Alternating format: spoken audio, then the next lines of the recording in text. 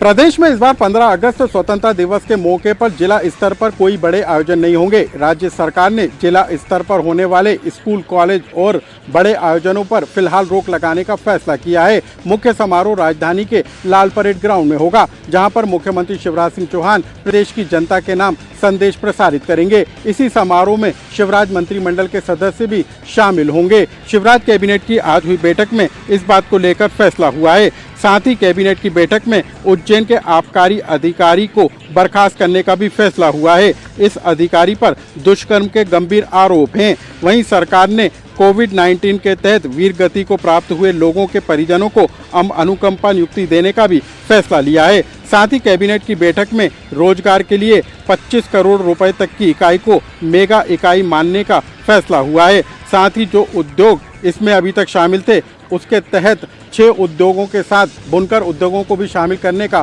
फैसला लिया है। आज हुई कैबिनेट की बैठक में इस बात को लेकर भी फैसला हुआ है कि राज्य सरकार इस बात का भी फीडबैक लेगी कि मंत्रियों ने कितना काम किया है। मुख्यमंत्री शिवराज सिंह चौहान ने कैबिनेट की बैठक में मंत्रियों को वीकली, मंथली और ईयरली प्लान तैयार करने को कहा है। इस प्लान के तहत मुख्यमंत्री शिवराज सिंह चौहान हर महीने मंत्रियों से रिपोर्ट कार्ड लेने का काम करेंगे। मध्य प्रदेश में हाल ही में हुए मंत्रिमंडल गठन को सुप्रीम कोर्ट में चुनौती दी गई है। मध्य प्रदेश विधानसभा की पूर्व अध्यक्ष नर्मदा प्रसाद प्रजापति ने याचिका दायर करते हुए मंत्रिमंडल विस्तार को चुनौती दी है। याचिकाकर्ता की ओर से सुप्रीम कोर्ट में पक्ष रखने वाले वरिष्ठ अधिवक्ता कपिल सिब्बल और विवेक तनखा ने दलील दी कि प्रदेश में हुआ मंत्रिमंडल विस्तार संविधान के अनुच्छेद 164(1)(a) का स्पष्ट उल्लंघन है। आर्टिकल 32 के तहत दायर याचिका में मुद्दा उठाया गया है कि हाल ही में शिवराज सरकार ने 28 मंत्रियों की नियुक्ति की है, जबकि पूर्व में पहले से ही 6 मंत्री नियुक्त किए गए थे। इस लिहाज से मध्य प्रदेश में मंत्रिमंडल की कुल संख्या 34 हो गई है। अगर नियम की बात की जाए तो धारा 164(1)(a) के तहत विधानसभा के कुल सदस्यों के 15% सदस्य ही मंत्री बनाए जा सकते हैं, जिसका कुल आंकड़ा सिर्फ 30 मंत्रियों का होता है। बावजूद इसके 4 मंत्री ज्यादा बना दिए गए हैं। याचिकाकर्ता की दलीलों को सुनने के बाद सुप्रीम कोर्ट ने मध्य प्रदेश के मुख्यमंत्री समेत मुख्य सचिव को नोटिस जारी करते हुए जवाब तलब किया है। सबसे पहले मैं उस घटनाक्रम को सिलसिलेवार समझाऊंगा। आप देख सकते हैं ये जो रोड है, ये संस्कार बेली का ये रास्ता यहाँ से कलियासोत की तरफ जाता है। इसी रास्ते से बदमाश आ रहा था और पुलिस इस बदमाश के पीछे थी कि पुलिस को ये इन्फॉर्मेशन मिली थी कि यह फरार आरोपी यहाँ से भाग रहा है। यहाँ पर आके आप देख सकते हैं संस्कार बेली का जो गेट है, वहाँ पर की लोधी की ये बाइक है। इस बाइक को जब यहाँ पे रोकने की कोशिश यहाँ पर पुलिस ने की तो आरोपी इस बाइक को यहाँ पर छोड़कर इसके जो पीछे जो आप ये देख रहे हैं, दीवार देख रहे हैं, यहाँ पर ये बदमाश छुपने की कोशिश करने लगा। लेकिन पुलिस क्योंकि यहाँ पर पहुँच चुकी थी और जो पुलिस के साथ जो जवान थे उनके पास भी गन थी, यही कारण था कि फायर किए गए। लेकिन बदमाश ने 2 फायर किए। मैं उस जो 2 फायरिंग बदमाश के द्वारा की गई है वो आपको दिखाऊंगा। 3 फायरिंग यहाँ पे की गई बदमाश के द्वारा, जो कि आप देख सकते हैं कि कारतूस के निशान यहाँ पर नजर आ रहे हैं। दूसरी तरफ बदमाश छुपा हुआ था। यहाँ से फायरिंग करने के बाद पुलिस पे बदमाश छुप गया था। वहाँ पर एक जो कट्टा है जो बताया जा रहा है, वो कट्टा यहाँ पर मौजूद है। इस कट्टे से आरोपी ने 3 फायर किए थे। ये वो कट्टा है और इस कट्टे से फायर करने के बाद आरोपी यहाँ पर भागने की लगातार कोशिश कर रहा था। लेकिन जो पुलिस के जो जवान यहाँ पर तैनात थे, उन्होंने भी जवाबी फायर यहाँ पे किया और जवाबी फायर में उसे यहाँ पर उसको घायल कर दिया। गोली उसके पैर में लगी थी और आरोपी यहाँ से भागने की कोशिश कर रहा था। उसके बाद उसे यहाँ से पुलिस इलाज के लिए हमीद अस्पताल ले गई। यहाँ पर उसका इलाज चल रहा है।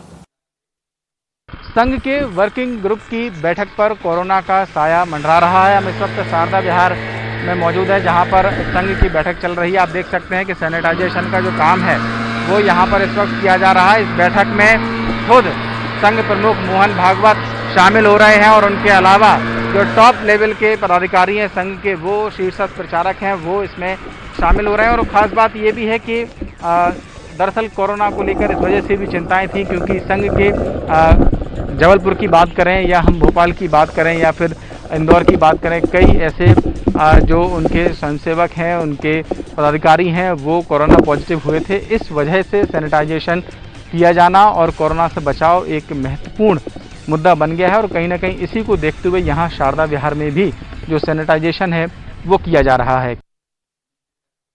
कोरोना संक्रमण के बढ़ते मामलों के चलते राजधानी भोपाल में कुछ इलाकों में लॉकडाउन लगाया गया है। पुराने शहर में जो इलाके हैं उनको चिन्हित किया गया है और जो बाजार है उनको पूरी तरह से बंद कर दिया गया है। ये चौक बाजार है, आप देख सकते हैं कि यहाँ पर बैरिकेडिंग की गई है और जो दुकानें हैं पूरी तरह से बंद है, यानी यहाँ पर जो लोग रह रहे हैं उनका घरों से निकलना अभी फिलहाल पूरी तरह से प्रतिबंधित है। और जिला प्रशासन और नगर निगम की टीम ने ये इंतजाम किए हैं कि यहाँ पर जो जरूरी सेवाएं हैं उनकी जो चाहे दूध हो, किराना हो, इनकी सप्लाई यहाँ पर होती रहेगी। नगर निगम की टीमें यहाँ पर आके लोगों के घरों में जाकर ज़रूरत का सारा सामान मुहैया कराएंगे। इस वक्त हमारे साथ एसडीएम मौजूद हैं। जानते सर, किस तरह से यहाँ पर लोगों की आवाजाही पर पूरी तरह से प्रतिबंध है, क्योंकि कोरोना के मामले लगातार बढ़ रहे हैं? जैसा कि आप देख रही हैं कि इस चौक बाज़ार को हम लोगों ने बैरिकेडिंग से बंद करके हमने पुलिस और हमारे अन्य विभाग के कर्मचारी अधिकारी लगाए गए हैं। इसमें क्या है कि विगत एक हफ्ते में करीब 53 पॉजिटिव मरीज आए हैं। बड़ा भीड़ वाला मार्केट है, इसलिए इसको जो है 3 दिन का लॉकडाउन मेरे द्वारा आदेश किया गया है और 2 दिन का लॉकडाउन ऑलरेडी कलेक्टर साहब के संडे का है। इसी को देख बाहर की दुकानें हैं वो तो पूरी तरह से खुली दिखाई दे रही हैं, यहाँ पे लोग भी निकल रहे हैं। जिस एरिया में ज़रूरत थी, जिस एरिया में पॉजिटिव मरीज आए हैं, उस एरिया को हम लोगों ने लॉकडाउन किया है, शेष एरिया को नहीं किया अभी। बिल्कुल, इस एरिया में सतत निगरानी की जा रही है। अधिकारियों की पूरी जो टीम है वो यहाँ पर मौजूद है। कलेक्टर और डीआईजी ने पुराने शहर का निरीक्षण भी किया था, हालात का जायजा लिया है कि किस तरह से जो बैरिकेडिंग की गई है, किस तरह से पुलिस यहाँ पर मुस्तैद है। यानी सरकार की कोशिश है, जिला प्रशासन की कोशिश है कि जिन जिन इलाकों में कोरोना के पेशेंट, कोरोना के मरीज बढ़ रहे हैं वहाँ पर सख्ती की जाए और सख्ती यहाँ पर की गई है। और इसका मकसद सिर्फ यही है कि जो लगातार कोरोना के मरीज बढ़ रहे हैं उस पर लगाम लगाई जा सके। 7 दिन के कर्फ्यू के बाद आज ग्वालियर में लॉकडाउन खुला तो लोगों की भीड़ बाजारों में जमा हो गई। यही वजह है कि एसपी मौके पर निकले और उन्होंने भीड़ को हटाया, साथ ही मास्क लगाने की लोगों को हिदायत भी दी है। ओपन P2C, 7 दिन के कर्फ्यू के बाद आज ग्वालियर में लॉकडाउन खुला तो लोगों की भीड़ बाजारों में जमा हो गई। यही वजह है कि एसपी मौके पर निकले और उन्होंने भीड़ को हटाया, साथ ही मास्क लगाने की लोगों को हिदायत भी दी है। ग्वालियर शहर में आज 7 दिन के बाद कर्फ्यू हटा। आज से सुबह 6 बजे से शाम 7 बजे तक शहर के बाज़ारों और दुकानों को खोलने के लिए छूट दी गई है। लॉकडाउन हटते ही पहले दिन ग्वालियर में आज बाज़ारों में भीड़ नज़र आई। बेतरतीब भीड़ की खबर लगते ही एसपी शहर में निकले और उन्होंने कई इलाकों से भीड़ को हटाया, साथ ही लोगों को सोशल डिस्टेंसिंग का पालन करने की नसीहत दी। वहीं जो लोग बिना मास्क के बाज़ारों में घूमते नज़र आए उन लोगों को एसपी ने मास्क लगाने की नसीहत दी। कुछ लोगों के चालान भी काटे गए। हम आपको बता दें कि ग्वालियर में लगातार बढ़ते कोरोना मरीजों के चलते 7 दिन तक कर्फ्यू लगाया गया था, जिसे आज हटाया गया है, लेकिन रात का कर्फ्यू अभी जारी रहेगा। प्रशासन का कहना है कि अगर आलम कोरोना का इसी तरह से रहा तो आने वाले समय में और भी विचार किया जाएगा। आपको बता दें कि अभी ग्वालियर में कोरोना मरीजों की संख्या 1700 के पार हो चुकी है। 7 दिन के कर्फ्यू के बाद जिस तरह से आज भीड़ उमड़ी है तो कहीं ना कहीं कोरोना संक्रमण का खतरा बना रहेगा। अगर आलम ऐसा ही भीड़ का रहा तो आने वाले समय में प्रशासन एक बार फिर लॉकडाउन के लिए विचार करेगा। ओपन P2C, 7 दिन के कर्फ्यू के बाद आज ग्वालियर में लॉकडाउन खुला तो उज्जैन में कल आबकारी विभाग के सब इंस्पेक्टर पंकज जैन का एक सनसनीखेज मामला सामने आया था, जिसमें 17 वर्षीय युवती ने आरोप लगाया था कि वो पंकज जैन के घर पे काम के लिए जाती थी, लेकिन पंकज जैन ने उस युवती के साथ पिछले 10 महीने से लगातार यौन शोषण कर रहे थे। इस पूरे मामले को उज्जैन पुलिस ने गंभीरतापूर्वक लिया और उसके बाद एक जाल बिछाकर युवती के साथ पुलिस गई थी और उसके बाद एक होटल में जो है छापामारी कार्रवाई करते हुए पंकज जैन को गिरफ्तार किया था। जिसके बाद आज भोपाल में कैबिनेट की बैठक हुई है। कैबिनेट बैठक में मुख्यमंत्री शिवराज सिंह चौहान ने भी इस पूरे मामले को गंभीरतापूर्वक लेते हुए पंकज जैन को बर्खास्त कर दिया है। आनंद निगम, न्यूज़ 18 उज्जैन। नाबालिगों के साथ यौन शोषण के आरोपी प्यारे मियां को आज एसआईटी ने कोर्ट में पेश किया। पुलिस ने कोर्ट से आरोपी की रिमांड बढ़ाने की मांग की। इससे पहले आरोपी प्यारे मियां को 5 दिन की रिमांड दी गई थी। इन 5 दिनों की रिमांड पर पुलिस प्यारे मियां से कुछ खास राज नहीं उगल पाई, क्योंकि प्यारे मियां पर अवैध संपत्ति और विदेशों में जितनी उसकी संपत्ति है उसके बारे में पूछताछ करनी थी। इसके अलावा ड्रग तस्करों से जो प्यारे के संबंध है उस पर खुलासे होने थे। साथ ही नाबालिगों के साथ उसने जितनी यौन शोषण की घटनाएं की उस पर लगातार पूछताछ करनी थी, मगर प्यारे इन सभी सवालों के जवाब देने से पुलिस को कतराता नजर आया। तो कह सकते हैं अभी पुलिस पूछताछ में कई राज उगलने बाकी हैं। पुलिस को अभी प्यारे से कई पूछताछ करनी है, जिसमें उससे संपत्ति भोपाल और उसके अलावा अन्य जगह पर उसकी जितनी संपत्ति है उसका खुलासा होने की उम्मीद है। साथ ही नाबालिग बच्चियों के साथ यौन शोषण की घटना को वो कब से अंजाम दे रहा था और ड्रग तस्करों से उसके क्या संबंध हैं, इस पूरी घटनाओं को लेकर पुलिस को पूछताछ करनी है। कड़ी सुरक्षा के बीच आरोपी प्यारे मियां को कोर्ट में पेश किया गया, जहां कुछ देर बाद कोर्ट ने आरोपी प्यारे मियां को 5 दिन की रिमांड पर भेज दिया है। अब पुलिस इन 5 दिनों में प्यारे मियां से और काफी राज उगला सकती है।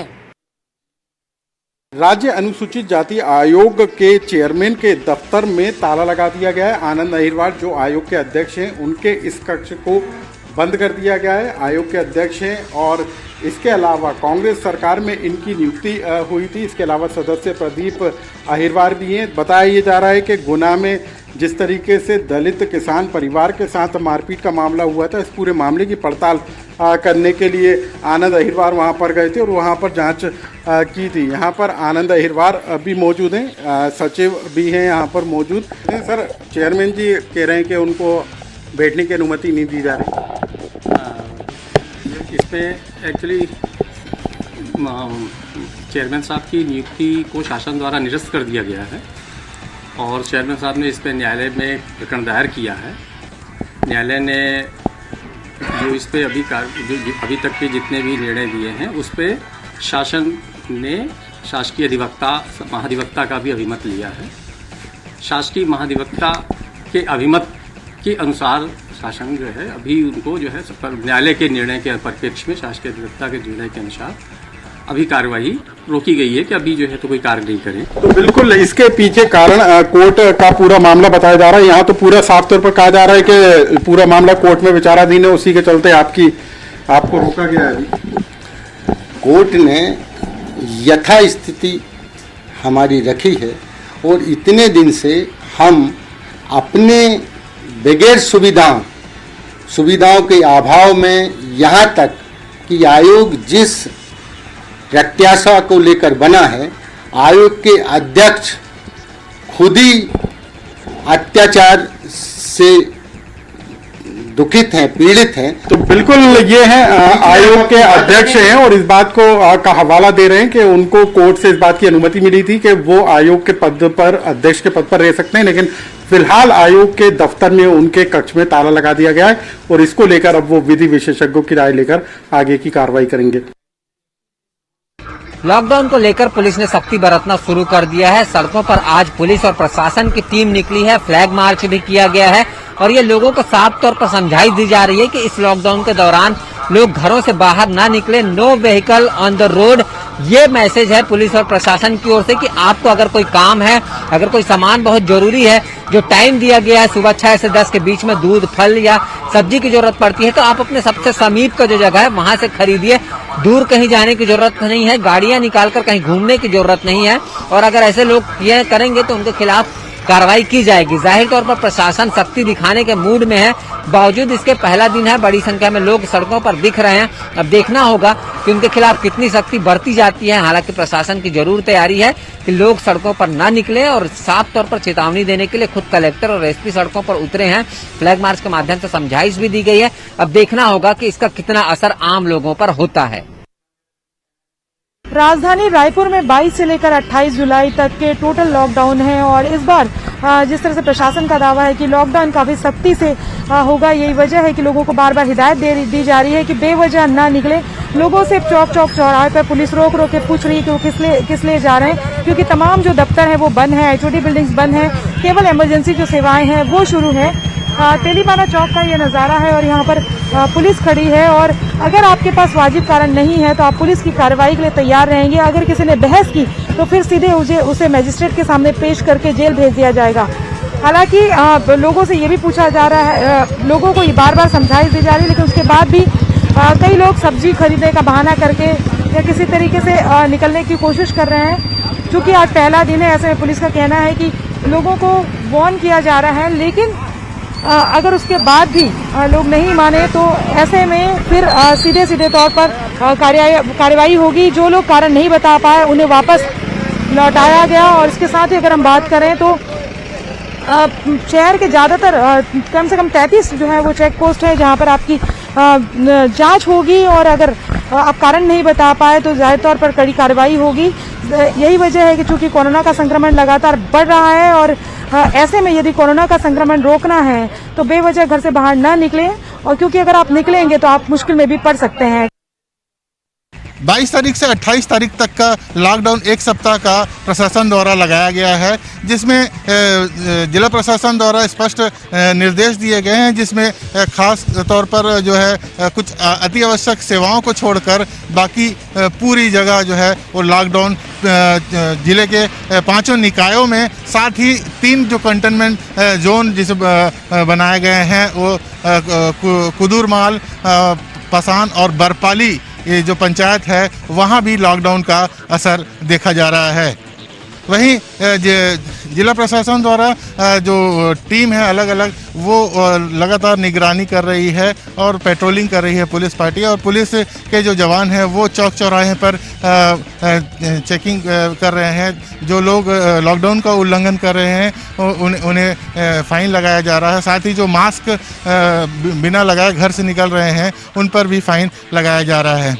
हम आपको बता दें कि प्रदेश में सबसे पहले कोरबा जो है हॉट स्पॉट बनकर उभरा था, और जिसमें कटघोरा सबसे ज़्यादा प्रभावित हुआ था। उसके बाद ज़िले के अलग अलग जो क्षेत्र में जब प्रवासी मजदूर यहाँ पहुँचे थे उसके बाद से जो कोरोना संक्रमित जो व्यक्तियों की संख्या जो है वो इजाफा हुई थी। जो प्रदेश की अगर बात करें तो प्रदेश में दूसरे नंबर पर जो है कोरबा कोरोना संक्रमितों के मामले में है। और हालांकि एक अच्छी बात यह है कि जितने भी संक्रमित थे उनका अधिकतर लोगों का उपचार करने के बाद उन्हें छुट्टी दे दी गई है। अभी भी कुछ लोगों का उपचार जो है कोविड अस्पताल में चल रहा है। न्यूज़ 18 भी लोगों से अपील करता है कि घर में रहे और सुरक्षित रहे और कोरोना को मात दें। कोरोना के बढ़ते संक्रमण पर लगाम लगाने के लिए मुंगेली जिले में भी लॉकडाउन का ऐलान किया गया है। मुंगेली कलेक्टर पदुम सिंह एल्मा के द्वारा जिले में लॉकडाउन के आदेश जारी किए गए हैं। मुंगेली नगरपालिका, लोरमी, सरगांव, पथरिया नगर पंचायत सहित 3 बड़े ग्राम पंचायत जरहा गाँव, बरेला, सेतगंगा में लॉकडाउन किया गया है, जिसके तहत इन सभी जो 7 क्षेत्र हैं इन्हें कंटेनमेंट जोन घोषित किया गया है और यहाँ सभी दुकानें आज सुबह से ही बंद है। मैं बता दूं कि अति आवश्यक की जो दुकानें हैं वो सुबह 7 बजे से 11 बजे तक मुंगेली ज़िले में खुले रहेगी। इसके साथ साथ कलेक्टर ने शराब दुकानों को बंद करने के आदेश जारी किए हैं। लोरमी, मुंगेली, पथरिया इन सभी स्थानों में शराब की दुकानें जो है बंद रहेगी।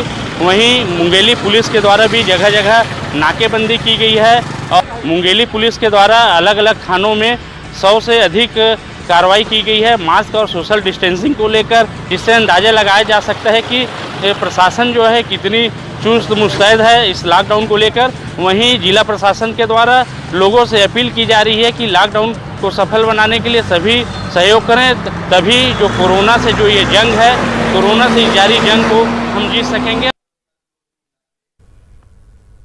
और ग्वालियर से बड़ी खबर आपको बता रहे हैं, नहर में 6 युवतियां डूब गईं। यहां पर ग्रामीणों की मदद से 3 युवतियों को तो बचा लिया गया, लेकिन 3 की तलाश अभी भी की जा रही है। नहाने के दौरान यह हादसा पेश आया है। बजना गांव की यह घटना, ग्वालियर से बड़ी खबर।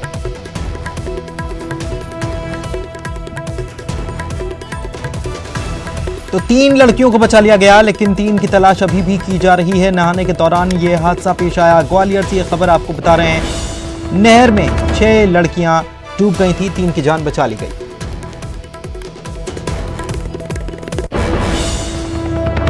किचन में कोबरा, जी हां, बात कुछ ऐसी ही है। जहां परिवार रात में सोने की तैयारी कर रहा था, उसी दौरान किचन में सांप के 2 बच्चों को रेंगते हुए देख लोगों के होश फाख्ता हो गए।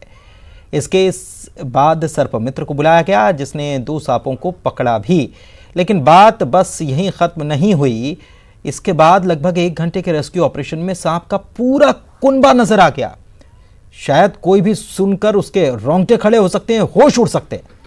लेकिन यह मामला सामने आया कोरबा में, तलाशी में किचन के टाइल्स के नीचे से 2 सांप देखते नजर आए, लेकिन जब टाइल्स तोड़ी गई तो 25 सपोले अपनी मां से लिपटे बैठे हुए थे। और यह मामला कोरबा में सामने आया। जिसने भी ये सुना उसके होश फाख्ता होने के लिए यह वाकया वाकई में काफी है कि घर में जब लोग सोने की तैयारी कर रहे थे तब पता चला कि एक पूरा सांपों का कुनबा यहां पर मौजूद है। देखिए जरा तस्वीर।